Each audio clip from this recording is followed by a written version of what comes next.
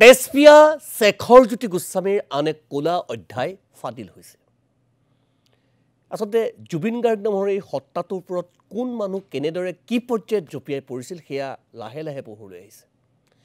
জোনালীৰ studio' নিৰ্মাণৰ নামত দগবাজ শেখৰজ্যোতি গোস্বামীয়ে লুণ্ঠন কৰিছিল লক্ষাধিক টকা, কেইবা লক্ষাধিক টকা।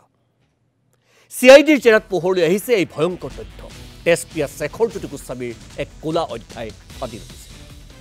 প্ৰাণৰ শিল্পী জুবিন গাৰ্গে ব্যৱহাৰ কৰা মাইক্ৰফোনটো 16 লাখ টকাৰ নাছিল, যিটোৰ কথা জুবিন গাৰ্গেও কৈছিল 16 লাখ টকা। মাইক্ৰফোনটোৰ দাম প্ৰকৃততে আছিল 5,08,474 টকা। 16 লাখৰ মাইক বুলি কৈ জুবিন গাৰ্গৰ পৰা লুণ্ঠন কৰিছিল প্ৰায় 10 লাখ টকা। ষ্টুডিঅ'টোৰ অন্যান্য সামগ্ৰী ক্ৰয় কৰোঁতেও টকা লুণ্ঠন কৰিছিল তেজপিয়া শেখৰ আৰু সিদ্ধাৰ্থে। CIDৰ মাৰথান জেৰাত এতিয়া এটাকৈ স্বীকাৰোক্তি দিছে দুই অভিযুক্ত। প্ৰতিদিন টাইমৰ হাতত ষ্টুডিঅ' সামগ্ৰী ক্ৰয় কৰাৰ ৰিচিপ্ট আপোনালোকে চাওক এবাৰ। জুবিন গাৰ্গৰ পৰা টকা ক্ৰয় কৰি বৃহৎ অট্টালিকাৰ মালিক হৈছে ধুৰন্ধৰ শেখৰজ্যোতি গোস্বামী। শেখৰজ্যোতি গোস্বামীৰ এই লুণ্ঠনত সহযোগী আছিল সিদ্ধাৰ্থ শৰ্মা।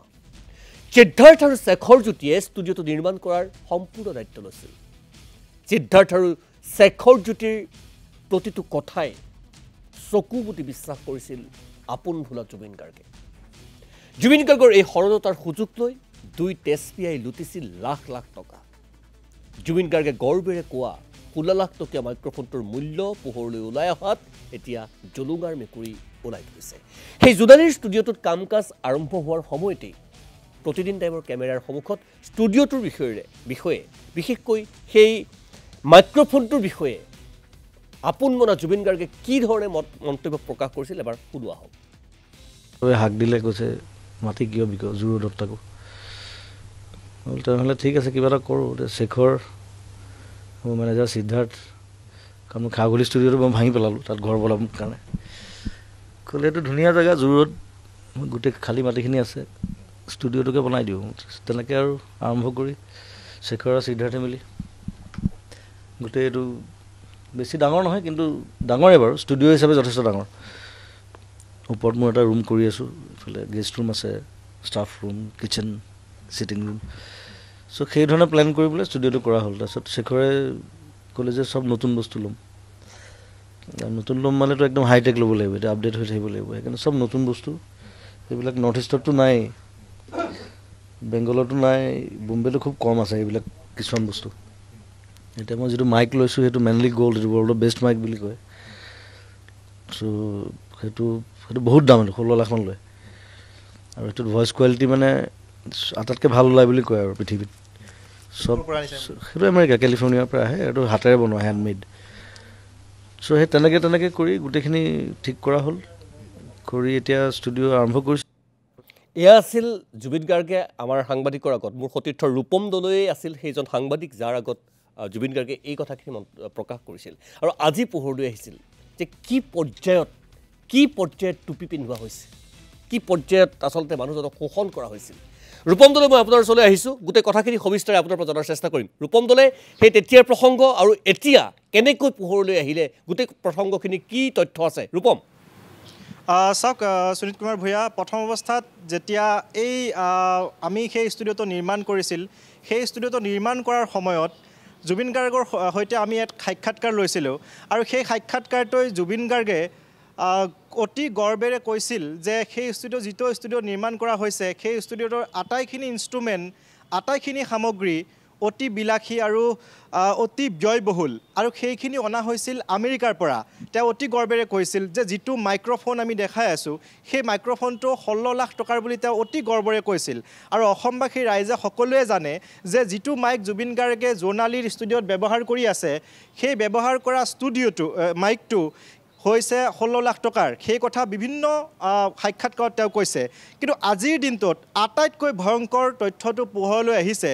আমাৰ হাতত এখন ৰিচিপ্ট আহি পৰিছে, আৰু এই ৰিচিপ্টখনত মুঠ 10টা সামগ্ৰী তেওঁলোকে ক্ৰয় কৰিছিল অৰ্থাৎ সম্পূৰ্ণ দায়িত্ব দিয়া হৈছিল শেখৰজ্যোতি গোস্বামী আৰু সিদ্ধাৰ্থ শৰ্মাক আৰু এই যিটো বাইট আমি কিছু সময় পূৰ্বে প্ৰতিনিধি দৰ্শকসকলক শুনোৱালোঁ সেই বাইকটোত সম্পূৰ্ণৰূপে কৈছে যে শেখৰ আৰু সিদ্ধাৰ্থে দায়িত্ব লৈছিল আৰু শেখৰ আৰু সিদ্ধাৰ্থক দায়িত্ব দিয়া হৈছিল আৰু তেওঁলোকে দায়িত্ব লৈ এই যিটো ষ্টুডিঅ' এই ষ্টুডিঅ'টো তেওঁ নিৰ্মাণ কৰিছিল আৰু এই ষ্টুডিঅ'টো নিৰ্মাণ কৰাৰ সময়ত 10টা সামগ্ৰী তেওঁলোকে ক্ৰয় কৰিছিল প্ৰথমতে আছিল Adam A77 studio' monitor 2 piece লোৱা হৈছিল আৰু সেই 2 পিচৰ দাম আছিল 2,37,288 টকা দ্বিতীয়টো হৈছে mainly labs core reference channel script সেইটোৰ দাম আছিলে 2,07,627 টকা তৃতীয়টো আছিল মেনলি লেবছ ৰেফাৰেন্স মনোগল মাল্টি পেটাৰ্ণ টিউব অৰ্থাৎ যিটো মাইক আমি দেখুৱাই আছোঁ প্ৰতিনিধি দৰ্শকসকলক সেই